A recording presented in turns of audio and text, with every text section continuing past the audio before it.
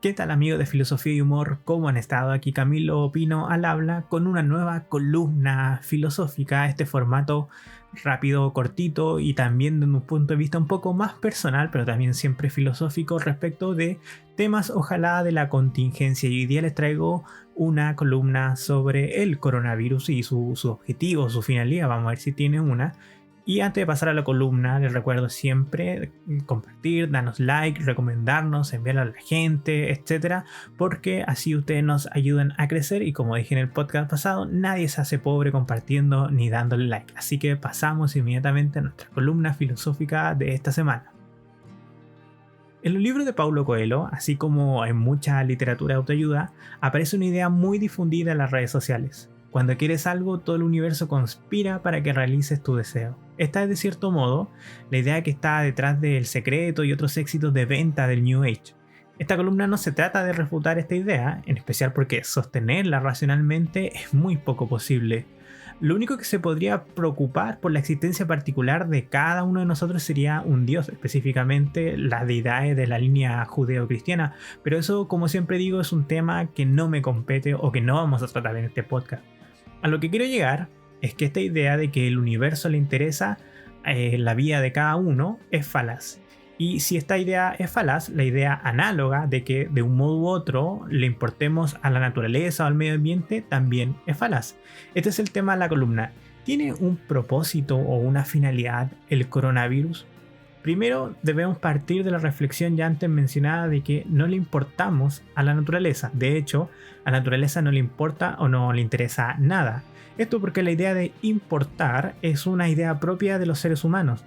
A nosotros nos importan las cosas, a los animales también les importan las cosas, pero no al modo en que nos importan a nosotros. Por ejemplo, a un perro le importa dormir o estar seguro, a un ser humano le importa el sentido de la vida, la justicia, la verdad, etc. Podría decirse que a la naturaleza en general solo le interesa la reproducción de sus individuos, pero hay que entender que la palabra interesar, en este caso, lo decimos de la manera más lánguidamente posible, es decir, no hay una voluntad o conciencia detrás de la naturaleza que ponga objetivos específicos a las acciones. La naturaleza, como han dicho muchos autores a lo largo de la historia, funciona de un modo que podríamos llamar mecánica o determinista. Esta idea de que a la naturaleza solo le interesa pasar sus genes de una generación a la otra es la versión gruesa de la teoría de la evolución darwinista. Leer a Darwin, que tiene toneladas de evidencia a su favor, es comprender que nosotros como seres humanos no le interesamos a la naturaleza y toda idea que sostenga nuestro rol central dentro de esta misma es una creencia idealista o una religión, un mito o una superstición al final de cuentas. Si usted cree que la naturaleza es por y para el hombre, corresponde a una creencia religiosa, que está muy bien tenerla, pero debe entenderla en cuanto tal. Pensar que el hombre es el centro de la naturaleza es como pensar que la Tierra es el centro del universo, y la física y la astronomía ya han demostrado que eso es una creencia falaz. Lo que sí tiene la naturaleza son sistemas complejos e interrelacionados. Un gran ejemplo son las flores que atraen a las abejas, las cuales ayudan a polinizar y a la vez ellas pueden producir miel que eventualmente la pueden comer los osos o nosotros los seres humanos, usándola incluso para temas de salud, belleza, etc. ¿Debemos agradecerle a las abejas por producir miel para que eventualmente la podamos consumir? ¿Debemos agradecer a la flora intestinal, es decir, a los millones de bacterias en nuestro sistema digestivo por ayudarnos a procesar los alimentos? ¿O a la vez, debemos culpar a los volcanes por explotar y destruir Pompeya? ¿Debemos culpar a los virus como la malaria o el Zika por acabar con cientos de vidas al año? En el caso de estos virus y bacterias que nombré, sería insensato decir que son buenos o malos en cuanto tal. Son beneficiosos o malignos para nuestra forma de vivir, pero en sí, por ellos mismos, no son ni buenos ni malos. Simplemente hacen lo que hace toda la naturaleza, sobrevivir y reproducirse a toda costa, indiferente a si estas acciones son benévolas o malignas para nosotros u otra especie. Puede que suene un poco insensible, en especial en un contexto de crisis del medio ambiente y una lucha contra la pandemia, pero que podamos o no encontrar una cura para el coronavirus o podamos o no salvar a las abejas en peligro de extinción desde un punto de vista evolucionista no tiene ningún valor. Y no tiene valor porque básicamente la naturaleza no tiene un objetivo en sí.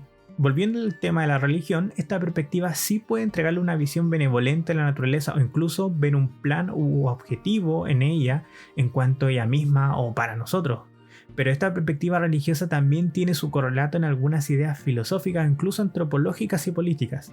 Esto se llama mitopoiesis y es una especie de instinto o proyección de encontrar planes, objetivos y finalidades en las cosas. Los seres humanos tenemos planes, objetivos y finalidades en nuestra vida y proyectamos esto, por ejemplo, en la naturaleza.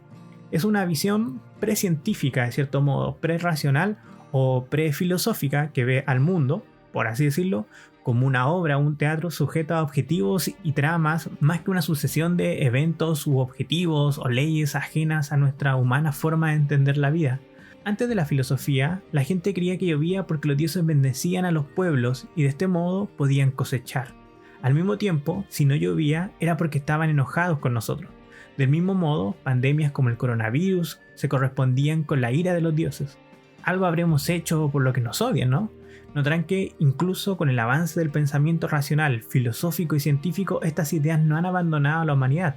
Quizás sean parte connatural de los seres humanos. Incluso permean nuestra época que se cree tan civilizada.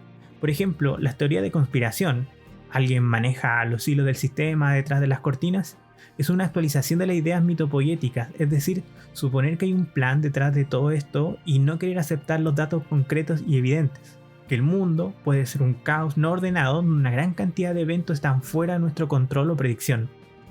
Volviendo a Darwin, la naturaleza puede ser terrible, pero no malvada. Esto quiere decir que el coronavirus no quiere matarnos, no quiere hacernos daño o reducir la población mundial, mucho menos destruir el sistema o hacernos pagar por el daño que hemos hecho contra el ecosistema. Lo único que quiere el coronavirus es reproducirse, entendiendo ese querer en el sentido mal laxo que hemos explicado anteriormente, porque el virus no tiene un querer, un deseo o un objetivo en cuanto lo tenemos nosotros los seres humanos. Cada vez que interpretamos al virus desde un horizonte moral, es bueno o malo, estamos cayendo en la falacia mitopoética de darle una finalidad o una moralidad a aquello que no la tiene y no puede tenerla. Pero si ver la naturaleza o el virus con una finalidad o mitopoiesis es básicamente verla de manera religiosa, ¿por qué puede ser un tema que me parezca de cuidado? Es decir, religiones hay muchas y mucha gente las tiene. ¿Por qué pensar que el virus tiene una finalidad podría ser pernicioso desde un punto de vista filosófico si al mismo tiempo la filosofía, me parece a mí, puede cohabitar bastante bien con la religión en este mundo? Personalmente, porque nos puede dar ideas equivocadas y ser usadas con fines políticos poco transparentes. Desde algunos puntos del abanico político se puede llamar una guerra contra la pandemia. Obviamente no se puede realizar una guerra contra un virus, pero sí movilizar ciertas políticas o condiciones sociales a un contexto de guerra, lo cual implica ser muy cuidadoso con temas como las leyes o los derechos humanos. Desde otros puntos del abanico político también se puede atribuir a que la acción humana ha destruido el equilibrio de la naturaleza a través de nuestras acciones y esta nos castiga con virus y catástrofes naturales. Es una suerte de venganza de la naturaleza. Esto también nos puede inclinar a ciertas políticas o acciones específicamente de manera implícita. Incluso desde un punto de vista religioso se podría arguir de que la naturaleza cobra venganza contra los seres humanos por ir contra la naturaleza misma. ¿Y qué es ir contra la naturaleza? Pues ese es un cheque en blanco para cualquier ideología, porque para muchos puede ser la explotación de recursos materiales como para otros el matrimonio homosexual o el aborto. Mi tema es que la mitopoiesis puede ser un cheque en blanco para cualquier posición política o cualquier perspectiva ideológica, en especial porque, como en muchos mitos de la antigua cultura, suele entenderse como una guerra entre los buenos y los malos. La verdad es que los virus, las pandemias y los desastres naturales no son castigos, sino pan de cada día en la existencia de la Tierra y en específico en la historia de la humanidad. Los virus han estado aquí y de seguro lo estarán después de nosotros. Muchos cohabitan con los seres humanos y no los llamamos buenos o malos, pues afectan a algunos tipos de animales o plantas. Al mismo tiempo, muchos de estos virus tienen su origen en los animales, pero, como algunos han argumentado, no nos hemos contagiado de ellos por el abuso de los animales. La mayor parte de estas transmisiones tienen que ver con el hecho de que nunca en la historia de la humanidad nos habíamos puesto en contacto con tantos y diversos animales y a la vez con tantos otros seres humanos. A la vez, entre más vulnerables nos sintamos, más posibilidades tenemos de caer en el pensamiento mitopoético. Las enfermedades que azotaban a la humanidad antes y que veíamos como maldiciones, gracias a la medicina moderna ya nos parecen meros malestares. Ya nadie se atrevería a llamar a la viruela un castigo para la humanidad, pero durante cientos de años pudo leerse de ese modo. Quizá cuando la vacuna o el tratamiento para el coronavirus esté listo, poco a poco ya no podremos atribuirle un rol mitopoyético a este virus. Por lo mismo, las muertes provocadas por el coronavirus, si bien son tristes, lamentables y ojalá evitables, no podemos atribuirle una idea de que son un castigo o un maleficio. Son parte de nuestra existencia humana en este mundo. Desde un punto de vista biológico, lo único importante es que ciertos organismos pueden sobrevivir y otros no. La selección natural no es malvada ni tampoco buena, a menos que la veamos desde los beneficios o dolencias que nos puede reportar a nosotros como seres humanos. Para los seres humanos, desde un punto de vista estrictamente racional, la naturaleza es un gran silencio neutral. Pero por otra parte, pensar en las enfermedades de manera mitopoyética puede tener beneficios para la sociedad. Imaginar que estamos en guerra contra el virus nos puede ayudar a llevar a cabo ciertos sacrificios que de otro modo no estaríamos abiertos a hacerlo. Pensar que el virus es la venganza de la naturaleza por perturbar su hipotético equilibrio podría ayudarnos a replantear nuestro abuso de los recursos naturales. Pensar que la pandemia es un ensañamiento divino puede ayudarnos a llevar una vida que apunte más a la santidad. Pero también puede llevarnos a lecturas como los ataques de racismo contra la gente de apariencia oriental, como vimos en las primeras semanas de la pandemia, así como las lecturas políticas extremas, como creer que los gobiernos quieren ver a ciertos grupos sociales morir o quedar en la pobreza. Para terminar, desde un punto de vista biológico y científico, me es difícil sostener una visión teleológica del virus o la naturaleza, es decir, de que tienen una finalidad intrínseca. De hecho, desde estos puntos de vista no puedo sostener que algo tenga un valor intrínseco. Pero desde un punto de vista filosófico, sé que el valor de las cosas puede ser puesto por nosotros y la cura para el coronavirus será un gran triunfo para la humanidad, no en cuanto a religión, no en cuanto a nación, ideología o partido político, sino como seres humanos.